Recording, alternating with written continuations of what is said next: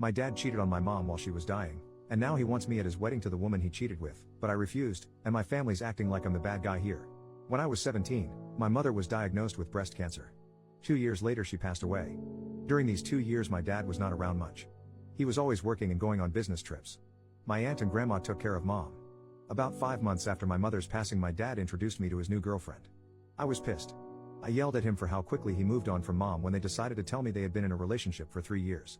My dad had been cheating on my mom while she was dying. His business trips were to meet his affair partner. I was so angry I packed my stuff and left his house. I haven't spoken to him since that day. Currently I am 25. The only family I speak to is an aunt who helped me when I left my dad's house. A few days ago my aunt called me, asked me how I was and then asked me if I heard from dad. I asked why I would hear from him again. My aunt said dad is getting married to his affair partner and by going to his wedding it would help us mend our relationship. I said why would I do that? He is dead to me. There was a silence on the phone for a bit before my dad replied asking if that was what I felt about him. I immediately cut the call when I heard his voice. I realized he was with my aunt when she made the call to me. I texted my aunt telling her I asked her not to tell dad anything about me and she agreed back then. She texted me back saying I was a jerk for saying what I said and my dad is crushed hearing that and that I should move on by now. I did not want to argue with someone who helped me so I blocked her. Over the next 2 days, I got sent a wedding invitation to my mailbox. The only person in the family who knew my address was my aunt. And she gave my number to various members of the family. I am being bombarded with calls and texts from my dad, uncles, cousins, aunts saying I should give him a chance and come to the wedding. Some calling me names for saying what I said. I got a text from the affair partner saying my dad is thinking of postponing the wedding and I should just talk to him. For context, the affair partner was a friend of my mom and knew she had cancer. I said it's not my fault if he postpones the wedding. I don't want to have a relationship with dad or her. They are trying to force it. It got quiet after that, but being told by so many people from my dad's side I am a jerk did leave me conflicted, but I am sticking to my guns. So I'm not overreacting here, right? Mini update in the comments. I sent a text to all 39 numbers who called or texted me detailing what dad did and blocked all of them. I don't care for their responses. First update, 1 month later. Hello. First I want to thank all who commented on the first post and all who messaged me. It really helped me stick with my decision to not go to the wedding.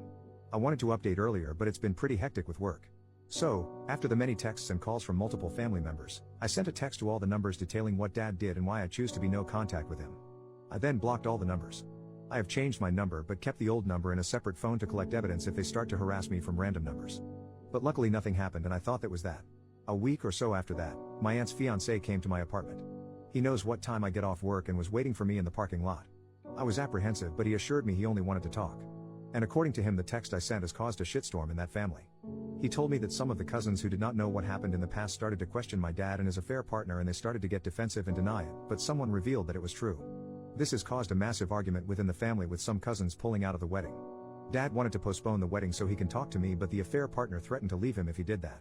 The news of what dad and affair partner did also reached some of their friends who were at one point friends of my mom as well. Some of them has also pulled out of the wedding and this caused the affair partner to have a breakdown and started banning anyone who brings it up, family members included from the wedding. According to my aunt's fiancé she is blaming this all on me, says I did this intentionally. I laughed at that. The wedding is still somehow happening. I asked him about my aunt and how all this started and he said all he knows is that there was a conversation of how bad the family would look if I wasn't at the wedding and that my aunt offered to call me. He said that he disagreed but she did it anyway. He said that he is only here because he felt I needed to know what happened. I thanked him but said I will be going completely no contact with her and by extension him as well. He agreed, wished me well and left. I am not going to lie and say I am completely okay. I miss my aunt. I miss my mom. But I know what I did was the right thing.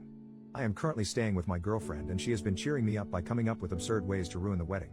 As a lot of you said, I should try therapy and I am going to take that advice.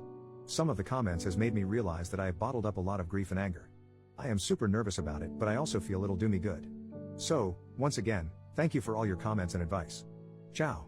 New update, 1 year later. Hello, I don't know if I'm doing this right, but I logged in today and saw a lot of messages asking me what happened and how I'm doing. I wasn't sure if I should write this or if anyone would even see it, but here it goes. For everyone asking what happened at the wedding, I don't know much. All I know is that they got married. No one from that family contacted since then, and I didn't go asking around either. I am at peace with it. As for me, things are different now. First, I want to thank everyone who reached out and asked how I've been holding up. Your kindness means more than I can put into words. I'm getting better, slowly though the journey hasn't been easy. A lot has changed since my last update. I'm single now and have moved to a new city. My ex, who I'll call Mia, and I separated about 4 months after my last post. We celebrated 2 years together in March and talked about our future. But I was a mess. Therapy started well, but I quickly realized just how many unresolved issues I had bottled up from losing my mom. I was struggling emotionally, crying at random, worrying for some messed up thoughts that I might somehow turn into my dad, and spiraling with fears I couldn't control. Mia had dreams of marriage and kids, and I knew I wasn't in the right place to give her the future she deserved. It would have been very selfish of me to ask her to stay until I got better. We had a long, honest talk, lots of tears, and ultimately decided to part ways. It wasn't easy, but it was the best decision for both of us. Mia and I still cared for each other deeply, and she, along with my friends, checked on me every day after the breakup. I wasn't left to face things alone, and for that, I'm so grateful. In July, I was offered the chance to move to the head office of my company in another city. After discussing it with my therapist, I decided it would be a good opportunity to change my surroundings and start fresh. In September, I made the move. My best friend used 25 days of his 30-day holiday to help me pack, move, and settle in. I can't overstate how much that meant to me. I have incredible friends. Since then, I've been taking things one day at a time. The new office has been amazing. Everyone was so welcoming, which was a big relief since I've been anxious about starting over somewhere new. I now attend online therapy sessions twice a week and grief counseling in person here. It's been helping a lot. I'm in a much better headspace than I was before, though I still don't feel ready to date again. For now, I'm focusing on my career and on continuing to heal. Once again, thank you to everyone who has supported me, whether through messages or just by caring enough to check in. It means the world. Ciao.